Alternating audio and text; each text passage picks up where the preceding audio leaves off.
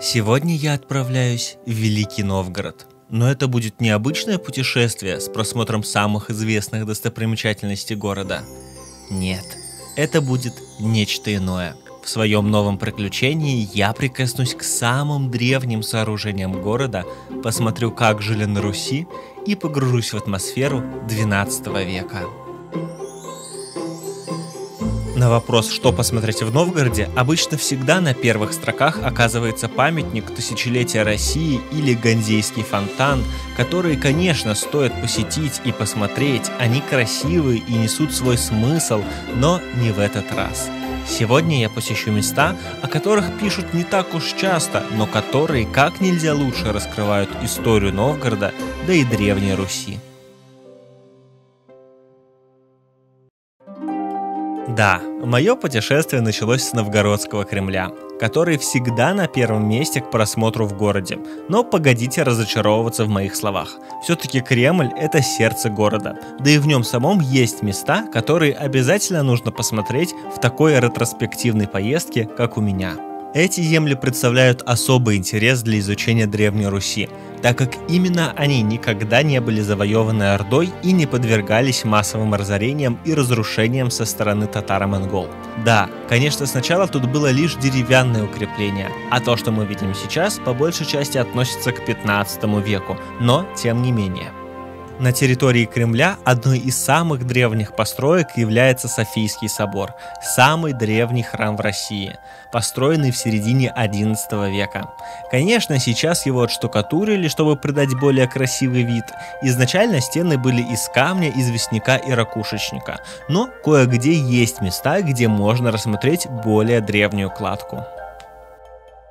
Гуляя по этой части Кремля, ты как бы переносишься в то время. Вот я иду по брусчатке. Да, может быть, это не те самые камни, по которым ходили обитатели этих стен несколько веков назад. Но вот рядом лежат ядра, которые использовались для стрельбы из каменнометных машин в те времена.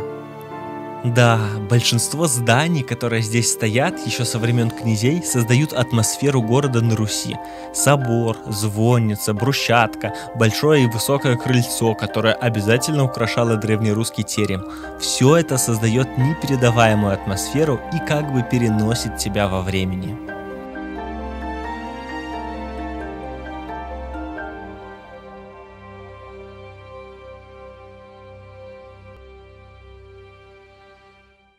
Вход в Софийский собор украшают бронзовые ворота XII века.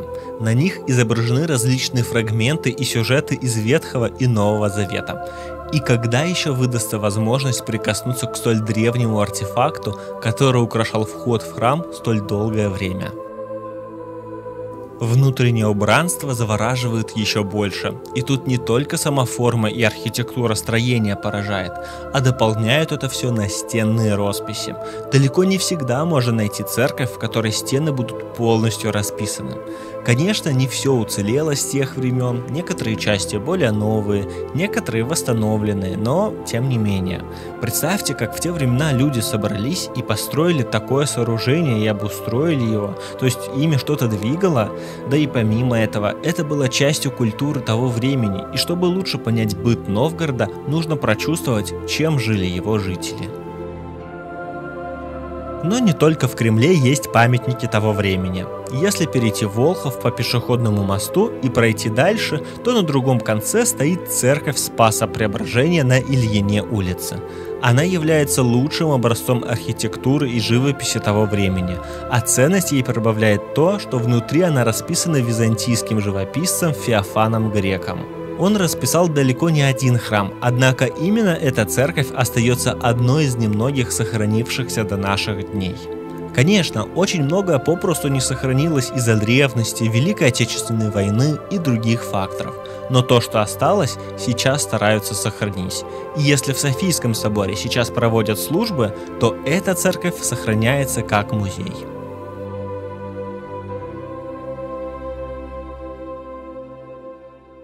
Впрочем, как и другая церковь, стоящая неподалеку от этой – Знаменский собор.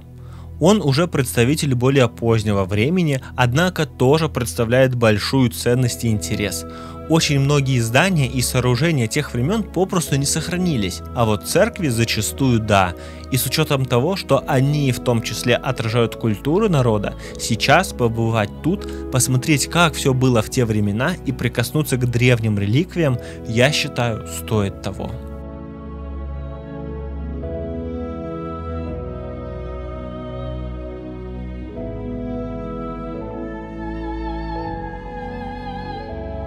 Стенопись тут выполнена в характерном для той эпохи декоративно-повествовательном стиле, а художественные работы были осуществлены мастерами из Костромы, Ярославля и Москвы.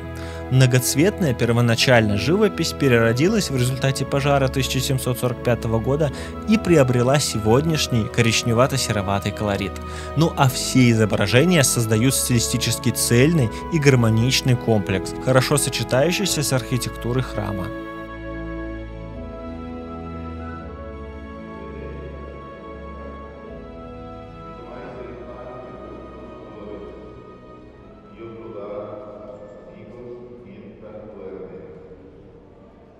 После осмотра храмов можно немного прогуляться по Новгороду, по его узким и уютным улочкам. Пешеходный мост мы уже видели, когда шли из Кремля на Ильину улицу. Он соединяет две стороны города, который разделен рекой Волхов. Помимо пешеходного есть и большой, автомобильный, через который и происходит основная коммуникация между двумя частями города. А на пешеходном мосту в основном люди прогуливаются, фотографируются и отдыхают. Кстати, тут под пешеходным мостом археологи обнаруживают множество подводных находок, в том числе остатки древних сооружений, которые, как они предполагают, остались от древнего моста. На берегу возле моста стоят арки торговых рядов. Если сравнивать гостиный двор Великого Новгорода с многовековыми церквями, то он не настолько древний, однако он гармонично вписался в ансамбль церквей Ярославова дворища. В XI веке на месте, где сейчас расположен комплекс гостиного двора, находился княжеский дворец, а с XII по XV века – Вечевая площадь Великого Новгорода.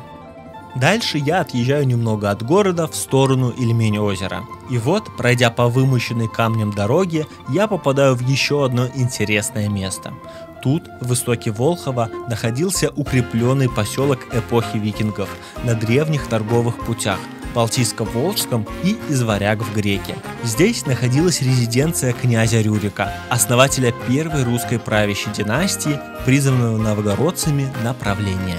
Сейчас здесь остались только руины Благовещенского собора. Недалеко отсюда есть еще два интересных места.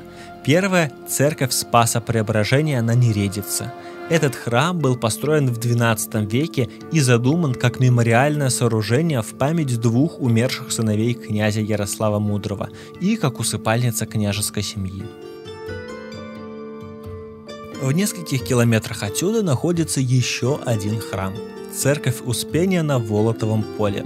Фрески имеют общие стилистические черты с росписью Феофана Грека в церкви Спаса Преображения на Ильине улице.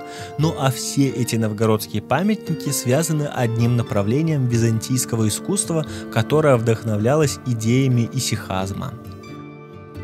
К сожалению, тут сохранилось не очень много росписей, так как во время войны церковь сильно пострадала. Так что сейчас тут собраны остатки того, что можно было восстановить. Напротив Рюрикова городища, на котором я только что был, на другой стороне Волхова, находится один из древнейших монастырей России – Свято-Юрьев мужской монастырь.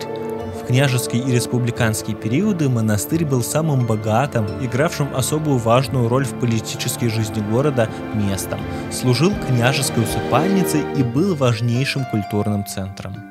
Тут меня больше всего интересует Георгиевский собор, который заложили в 1119 году по велению новгородского князя Мстислава Великого, сына Владимира Мономаха. Храм много чего пережил, но в первой половине прошлого десятилетия археологи обнаружили фрагменты сбитых в XIX веке фресок. Их использовали для подсыпки пола. На штукатурке, кроме изображения святых, обнаружили надписи 19 столетия, которые сообщали о важнейших событиях того времени, например, о пожаре в Троицкой церкви или смерти сыновей новгородского князя Ярослава. Церковь за века обросла полуметровым культурным слоем, однако внутри историки выровняли уровень пола под те времена. Вот такое путешествие в мир Древней Руси и Новгородского княжества у меня получилось.